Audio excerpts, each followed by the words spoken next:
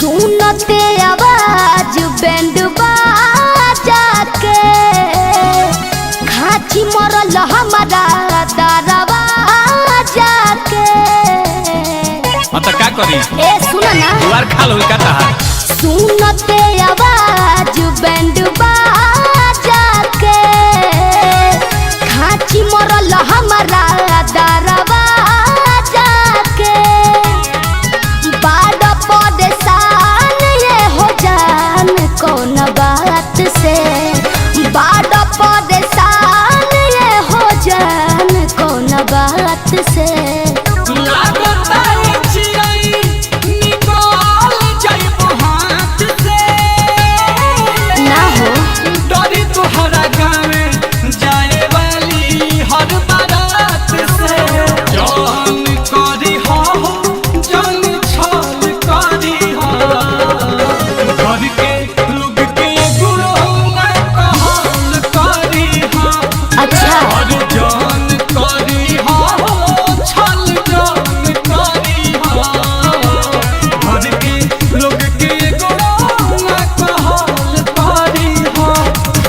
अरे घर के कहल तो करही के पड़ी ना।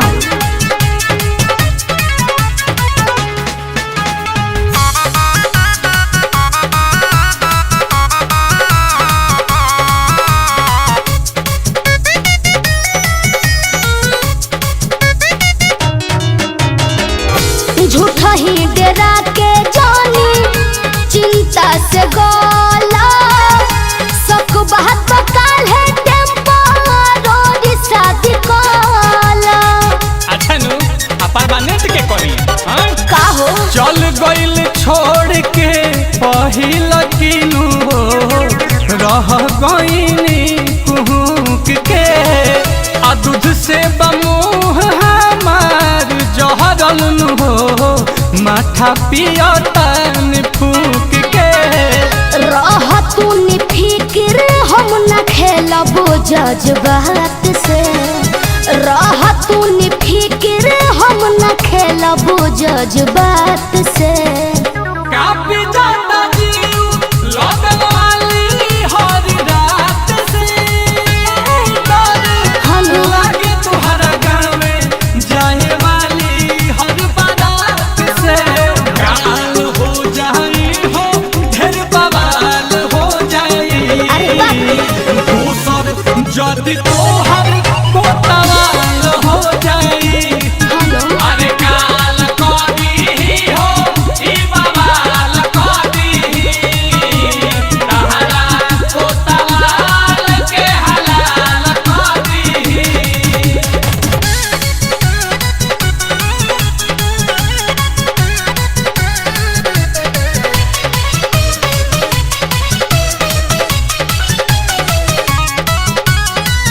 सच कहिया सुनाही हम ऐसन करब मौका पड़ी तो सबका सोझबाही धरब।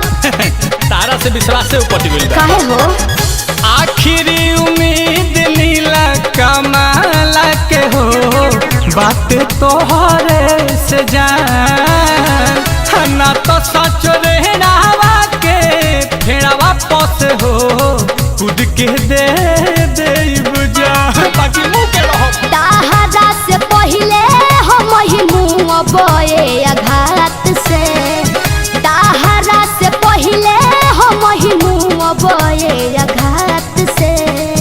बात करनी ओही जा से तो मुँह बजार पात से डरी तुहरा गाँव जाए वाली हर बारात